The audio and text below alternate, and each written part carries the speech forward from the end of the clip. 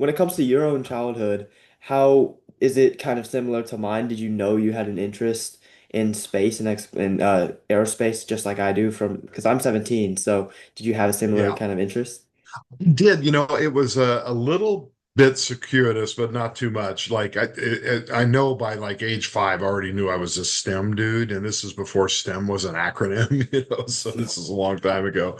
Uh, but I loved, my dad was very handy, could fix anything, so he was always doing science experiments, and I was taking stuff apart, trying to put it back together or Yeah. not. Um, so those kind of things. I had a chemistry set that just wouldn't quit.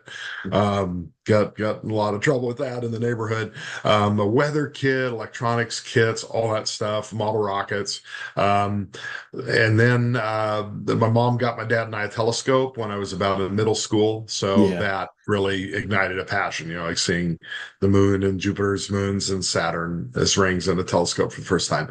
Um, Also, because of my age, this was a time where, yeah, I remember the Viking landing on Mars. I don't remember when it happened, but I saw it in the paper. And I was 10, turned 10 that summer, bicentennial summer, and Mhm. the first color pictures from Mars. So that was really cool. But the one thing that really grabbed me was the Voyager flybys of Jupiter and Saturn in 1979 through 1981.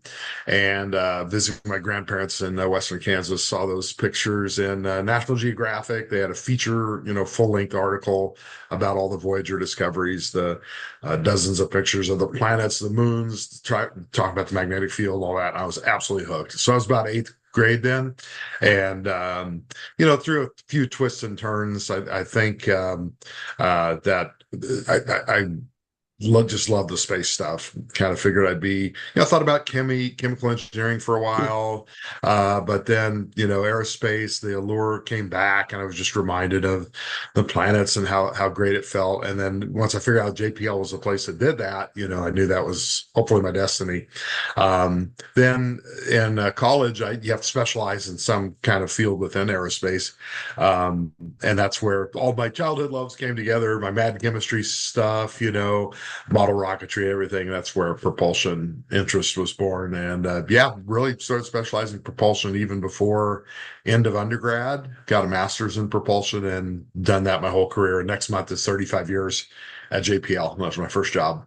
Yeah. So basically, since that senior year of college, been a prop guy and love it.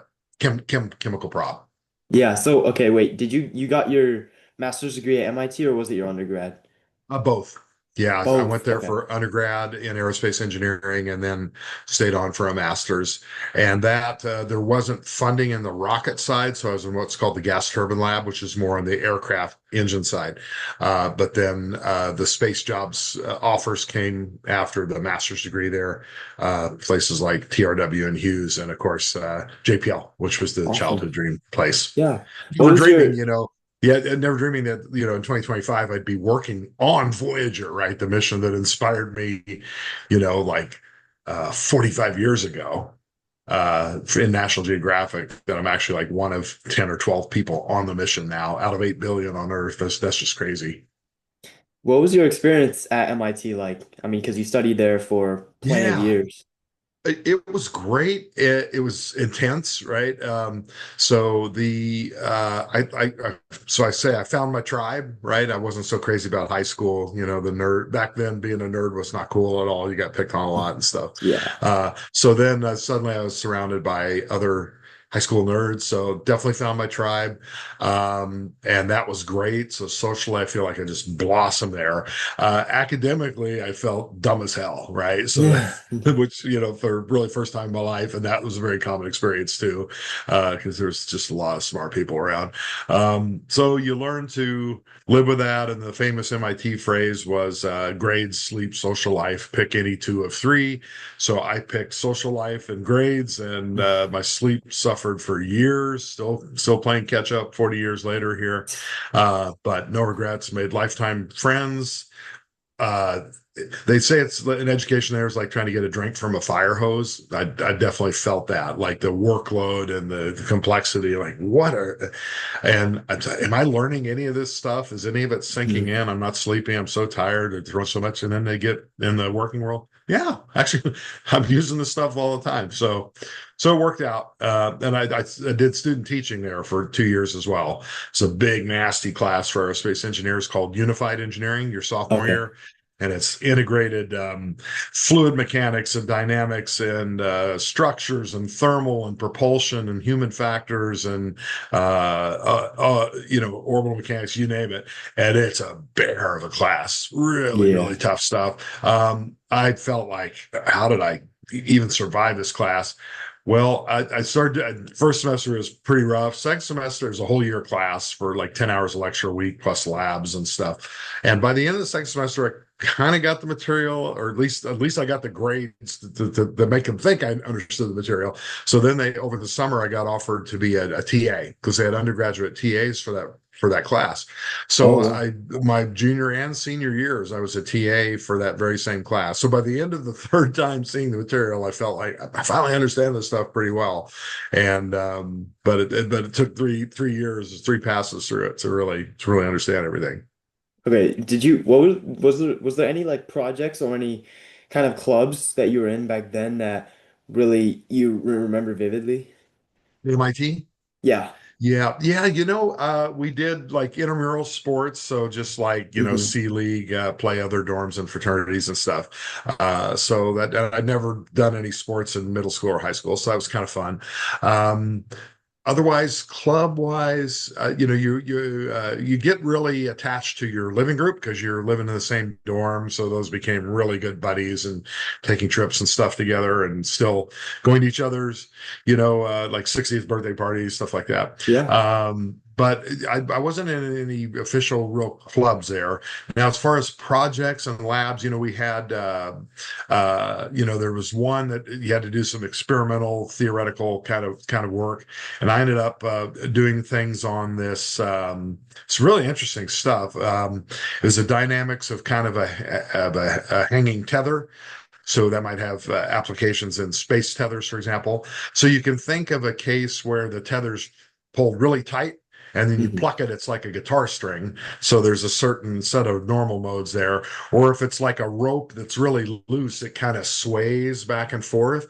So the fun of this was connecting the two. So like in between. So it's not really taut, but it's not really a swaying mode. You get a mix of those modes and then trying to connect those. So it was really fun. I built my own huge electromagnets, that remember, winding all the copper, and we would pass this cable, in the gap of the electromagnet Hmm. with a thin wire wrapped around the cable. So from like Maxwell's equations, which you'll see in college, electricity and magnetism, this moving wire in a magnetic field induced a current. So we could measure the current and, figure out the cable dynamics and stuff. So really, I'd never done anything like that. It was really cool. And then by your senior year, by the way, you do something called a whole space mission design. So there's systems engineers and power and all that. Of course, I was on the propulsion team, and we had PDRs, preliminary design reviews, CDRs, critical design reviews. Big. You had to write everything up. I ended up doing kind of the radiation shielding for this thing because it had nuclear electric propulsion, I believe, and that was fun. I remember, doing the optimizations for minimizing the mass of the radiation shielding, this giant cone, yeah, like frustrum of a cone shaped thing, Yeah. with two materials to block whatever rays they were in radiation. So got to use some of those optimization techniques I learned in other classes. It was really fun. So that really prepared me well for JPL because it was, a team effort. You live or die as a team. You have to come up with a mission design, do presentations, get barbecued, and that won't work. And this, they were pretty brutal. They wanted to get us ready for the working world and in a safe environment, So those were Yeah. great. So what was your first role at JPL? And then, yeah, just Mhm. first of all, let's start with that. What was the first role that you had? Sure. Yeah. So it's really cool. JPL does this to the extent they can. It depends on funding and the workload. But back in the day I started, which was October of 1990, 35 years Hmm. ago, we were at 9,000 people. We were enormous. So there was some room to do what they like to do, which is with a new guy, they like to throw him on mission operations. So something that's actually already launched and flying. so you're not in the critical path to get something launched, and it's a great way to learn to speak JPL ease, and you're Yeah, yeah. interfacing with other subsystems. So I was immediately thrown on the Galileo mission to Jupiter, which had launched a year earlier, and I could not believe my luck. I'm on a mission going to Jupiter. I can't believe it. After the Voyager thing and National Geographic, and just learning we had two German engineers. The propulsion system was a free gift from the German government to NASA at JPL, and they provided all that for free plus two engineers. So my first boss was this really cool German guy named Fritz, and just learning how to fly these things. And now generally JPL only does that for 6 months to a year because they Yeah. figure, okay, you're trained now go design, build things, do all that. Well, we had a hiring freeze right after I started, and then shrunk a lot. So because of that, no newbies came in. So my 6 months to a year in mission ops has turned into 35 years and counting. But the distinction I'll make is I loved ops work. Not a lot of people they'll do it. It's fun for a little bit. They want to go on and do something else. Not me. I absolutely adore flying these things. So I made that a my specialty. A little bit by circumstance when I started, but now absolutely by choice. So I'll ask my Mhm. bosses, and then you get known around JPL, right? Oh yeah, he's the prop mission ops guy. So then they'll call me a new mission has a problem, whatever, if they're flying. So I'm juggling, right now, 3 missions and 4 spacecraft, which is definitely not easy. And just doing my best at, running from project to project, trying to keep everybody happy. But then it's kind of fun when you look at that over 35 years. My resume, there's like 2 dozen missions on there I've supported over the years at JPL. Although the vast bulk of the time was on Galileo, Cassini, and Voyager, in that order.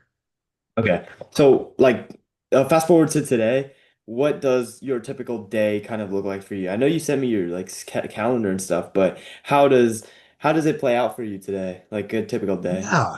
So I'll do one where I'm back in California instead of this remote work from Kansas, right? Okay. So and I'll do within the last month. So again, not a morning guy at all. So I look at when my first meeting is, and I'll set the alarm for about an hour and 15 before that. Boys in room sleep and but that's the breaks. It's part of adulting. Yeah. So anyway, I'll get ready, head in for my first meeting. We have a daily Voyager meeting at 10 a.m. every day, Monday through Okay. Friday. So that's to start the day. Now, many days I've got two different projects, right? Like I'm also on Europa Clipper, so they'll have a 10 a.m. meeting and Voyager on the meeting. So that stinks. They're recorded. I could watch one later, but I got too much work to do anyway. So back in the pandemic time, there was more of this. In fact, sometimes I had 3 meetings at once. That's pretty useless. I can do two, but three is no good at all. And this was all on WebEx because Zoom is not supported as a JPL product. Well, then we got rid and WebEx could handle 10 meetings at once. So unfortunately, so then we moved to Teams, and it did not support multiple meetings at once. I was so happy, yay! And now my brain doesn't have to be disjointed, listening to 2 meetings at once. Well, then I found a workaround. You can do normal Teams for one meeting and browser Teams for another, and that works. So unfortunately, once I found out that works, I every week most probably at least 3 days a week I'll have some simultaneous meetings. So you're listening for your name, you're typing in chat because you're kind of muted on both meetings, and it's not ideal, but I'm just trying to keep too many projects happy. So those are like status meetings. How's the spacecraft doing? That's the quick part. But then strategic, what are the things that are going to break next? How do we get through this next set of problems? What long-term planning stuff. And that's a little easier on like a Europa Clipper because there's a mission plan. We've just started the mission. We're not at Jupiter yet for years. Things are kind of clocking out, knock on wood, as we expect. Whereas Voyager, it's almost always, oh man, this part's looking a little weird, because it's the 248-year-old spacecraft, right? So trying to keep them Yeah. alive, looking for problems, figuring out how to make them survive to the 50th anniversary 2 years from now. So that is much harder engineering, which of course means it's more fun too. So it's really fun trying to keep these two geriatric spacecraft kicking. Okay, so now like going back to the Cassini, you definitely spoke very passionately about the Cassini missions. So since you're the propulsion guy, what was the most challenging propulsion issue of that mission, if there was one? Yeah. Yeah, I'll give you a couple over 21 years. I mean, and I have to preface this of the 2 dozen missions I've flown, Cassini was probably the most trouble-free mission I've ever worked on. It was just built by absolute geniuses and it really Mhm. flew smoothly in flight. Never boring though. It's always something a little funny to look at here and there, but just no major anomalies, very few major anomalies at all, and all were overcomable. So the first issue that I looked at was a leaking regulator, and this was right, the first 2 weeks of the mission. I was like, "Oh, job security." Well, it was not. We hoped this wouldn't happen. Luckily, there's some redundant systems and things. We have a high pressure pressurant tank, helium tank, and it goes through some high pressure latch valves that you can open and close electrically. And then below that's a pressure regulator, which is a mechanical device to keep high pressure upstream and then lower it, because if the high pressure gets to the propellant tanks, it blows them up, mission over Mhm. in a spectacular explosion. Not so good. So the regulator started leaking. It's a hard seat regulator. And that was like, woof, what do we do here? So we closed those upstream latch valves, and it turns out luckily they held because high pressure latch valves are known to leak as well. So I looked at that for years and years through the mission. We were maybe even going to fly with those latch valves open and count on the regulator to seal the pressure, but since it was Mhm. leaking, we knew we couldn't do that. And so thank goodness the latch valves held really well, super low leakage characteristics, and we're able to pull out the mission. But because of that leakage, then it affected other stuff. Later we might need to pressurize the tanks, and with a leaking regulator we'd have to always time the opening of those latch valves to make sure not to overpressurize the tanks and stuff like that. So it kept my job interesting, and it certainly was a known problem that can happen with hard seat regulators. We just didn't expect it to be such a huge leak and so soon in the mission. It was within like the first 2 to 3 weeks. So that was the early issue. The end of mission issues was running out of propellant. And we don't have a gas gauge, right? I was the human gas gauge for Cassini, and I've got about two methods that are classically used to figure out how much propellant is really well. Let's talk about how you measure propellant remaining in on Earth. Let's say in your car, easy because you have a 1G environment. Yeah. You fill up your tank with gas. It's a liquid tank where the liquid settles at the bottom due to 1G environment. You measure the height of the liquid, that tells you how much fuel you have left. That does not work in 0G, right? So Mhm. the fuel and oxidizer slosh around. They cling to the walls, they float. It's a microgravity environment. So you're not going to get any kind of a height sensor to figure out what's there. So we use two methods. One would be a tank model. So yeah, I'm sure you've had PV equal NRT if you're a senior in high school. And we use something like that. It's a little fancier. It takes care of helium going into solution, fuel or ox solution, and the vapor pressure, the gases, and all these kind of things. And Beatty-Bridgman equations of state, not simple PV equal nRT. But you can picture all that if I know the pressure and the temperature from measurements coming down from the spacecraft, I can kind of figure out how much propellant's left. But that has uncertainties. And as the tank gets emptier, those uncertainties get bigger. The other method is called a bean counting method or a consumption or throughput model. And that is literally trying to count every molecule of fuel and oxidizer that go overboard because I know my engine performance of the thrusters. I know how long I've turned the valve on. I know the feed pressure in the tank. I can use all that and estimate how much I'm throwing overboard. And those two should agree perfectly if you have no air bars. But of course, real life, you have tons of air bars. And in fact, that method also gets less accurate as you empty the tanks because it's proportional how much you've thrown overboard, which is always increasing. So the problem is you get near the end of the mission, and on Cassini, I can confidently say for the bipropellant oxygen fuel at the very end of mission, I had 1% of that remaining, plus or minus 2%. So that should make engineers giggle, right? Like that means I was operating within my, I could easily run out the last few years of the mission, actually. So that caused me a lot of stress. And we limped through despite that. Okay, so now as far as like propulsion goes, but for like the Mars rovers, were there any major propulsion differences between the three rovers?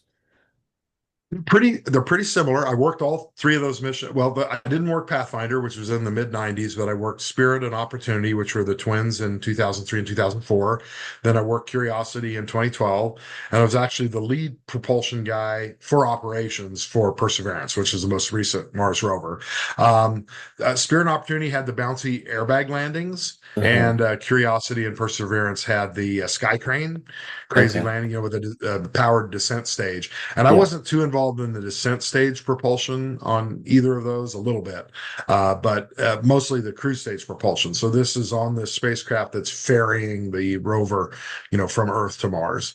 And what I found in that case, they were all quite similar. It's all hydrazine monopropellant, very similar designs for the cruise stages, and most notably, and happily for me, um, tons and tons of margin. So we ended up with like two-thirds or more of the propellant remaining, that, for the cruise stage that then crashes and burns in the Martian atmosphere. So the difference there from a Cassini to a Mars mission like that is I was not sweating the gas gauge, and that was wonderful. Okay. So how did you and your team handle the complexity of Curiosity's 7 minutes of terror? Can you walk us through that? So yeah, so absolutely. So the beauty is, the way you handle that is you throw your hands up because of the speed of light limitation on the radio signal. And I don't remember the exact numbers, but I think it was 10 minutes or 15 minutes one-way light time. It depends on the mission too. But I think for every mission, it's, even though Mars and Earth can be as close together as 4 light minutes, Hmm. every landing I've seen has been above 7 minutes for the one-way light time during the landing, which means by the time you've hit the top of the Mars atmosphere, by the time you see that on Earth, it's actually already landed or crashed on Mars, before. So that takes some of the pressure off because there's nothing you can do. Uh, for guys like me that come in for mission ops, we just, I mean, it's the stress of the moment, knowing it's a Schrodinger's cat, it's either dead or alive kind of thing. That's Yeah. really scary. For the people that had to design that autonomous 7 minutes of terror to work without human intervention, they're sweating much more than me because that's their design and years of work on the line during those 7 minutes. So, but luckily I work with a bunch of geniuses, and we pulled it off multiple times here. I tell people, like, compared to a Cassini or some of these other missions, you have to be very patient. Missions are like instant payoff, instant gratification, because you go from launch to landing in like 6 to 9 months. So that's amazing, and the kids still think that's a long time, but like compared to the other missions I worked on, that is just this instant payoff. And of course, it's usually everyone I worked has had that payoff. And you're in the room, you see those, you get the touchdown confirmed signal. We all jump around like idiots, and then we're Uh, smiling, crying, laughing, and then within 5 minutes, the first pictures come down from that part of Mars, something no one's ever seen up close before in human history. So that you can't put a price on that. It's really a great night. yeah, that's amazing. So now I want to go into some of the engineering philosophies specifically from you. So, what's a technical mistake that you made in your career that taught you the most? Okay. Yeah, I've made a few. Luckily we're a team driven enterprise, right? So Yeah, usually the teams catch it before anything bad happens. But the one that just immediately jumped to my mind was an early work I did on Galileo, because I'm doing all these kind of, I don't know if you've seen the rocket equation yet. If I you have. haven't, you'll see it. Okay, great. So the rocket equation tells you how much fuel you need to make a given speed change for a given type of Mhm. propulsion system. So I did all these Galileo rocket calculations, 2 months worth, for this and this during the tour. And then I realized after the end of 2 months, I forgot to drop off the probe. We had a Galileo probe that we carried along to Mm. one-way journey into Jupiter's clouds and Uh-huh. parachute, take data. So hundreds of kilograms. So I had forgotten to take that mass off. So all my mass calculations were incorrect for the Way back. all those mass calculations. Yes. So basically, luckily, now one thing I learned is I wrote everything down Mm. and kept my notes. So the beauty of that was it literally took 1 to 2 days to fix all those errors. for 2 months of errors.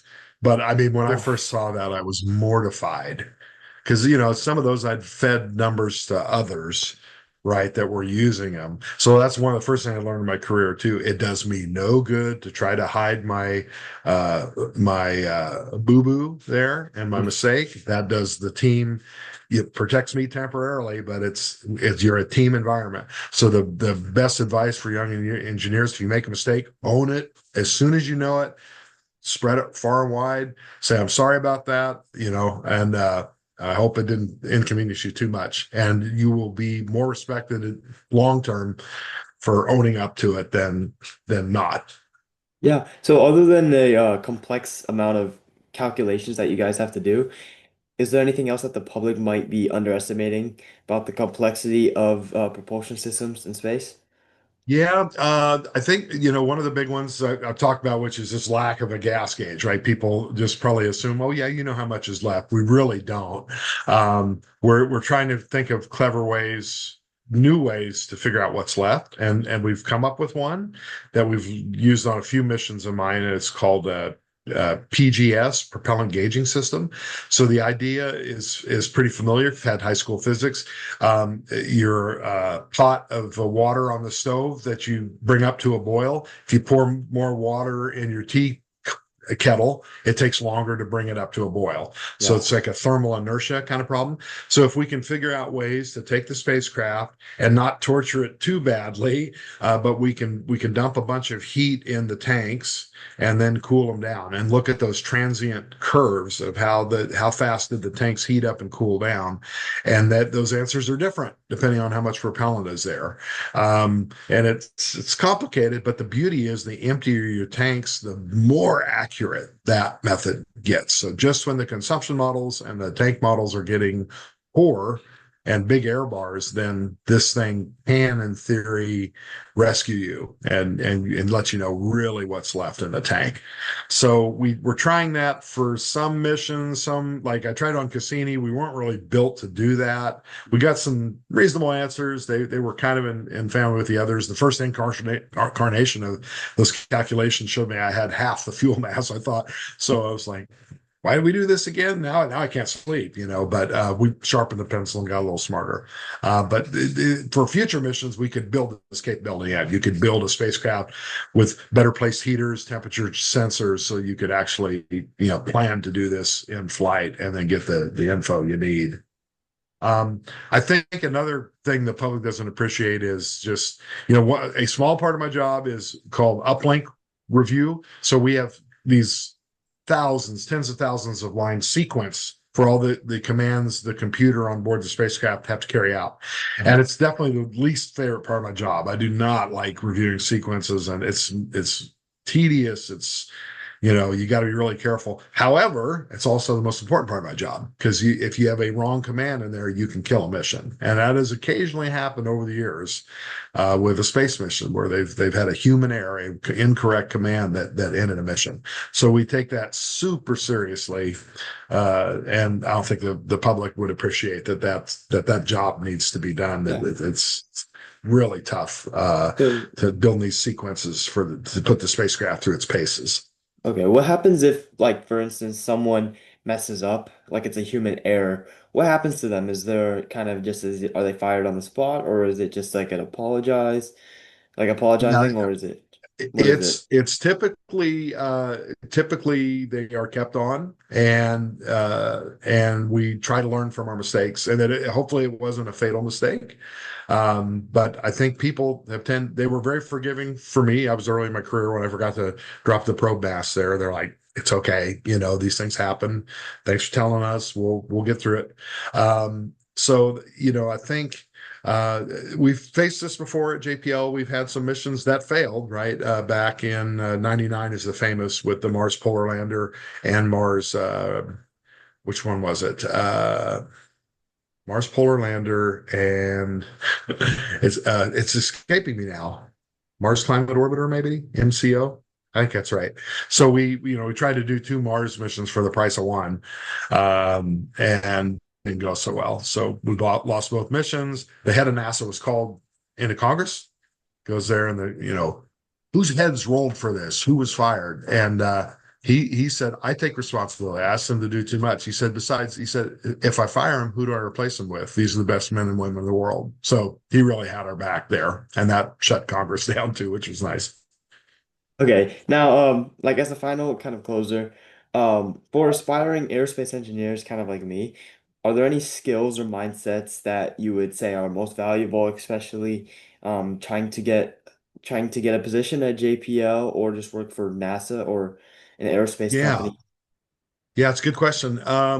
Just it's competitive, right? And we may unfortunately be in kind of a shrinking environment in those Yeah, areas, but that's cyclical. Hopefully it comes back. I can't emphasize too much the need for teamwork because it's of not course. in your portion of your career, and as you go to college, that's not generally um uh emphasize or stress too much, right? It's this competitive you versus them, where are you in the rankings and all this. So it's very different once you start working, especially on these big projects with might have hundreds of people on it. Hmm. So just being a good communicator, team player there. um Honesty, just owning your mistakes, as we mentioned, writing stuff down, just write it down so that you have a record. Your memory at your age, your memory's flawless, unlike mine, but you'd be amazed later. You got to go back and find stuff. So the better notes you keep, um, just of course, the technical still skill stuff. Just getting proficient with. See, I'm not a programmer at all. I don't know Python or C or anything. I just kind of have to hack my way through Excel. But as you're able to get some of those other skills, those will serve you well. Um, and things that aren't talked about, like good English skills, right? So my last English class was high school. MIT didn't require it. I tested out of the English requirement there, but writing and clearly communicating are such a huge part Yeah. of our job. So it's not my favorite thing, right? I limped through reading Shakespeare and all that, like most engineers. But it's now I love to write. It turns out I kind of have a little penchant for it. So um, but it's an underappreciated skill that will help you in your career, mostly just to convey complex ideas, because you're trying to solve very difficult problems all the time.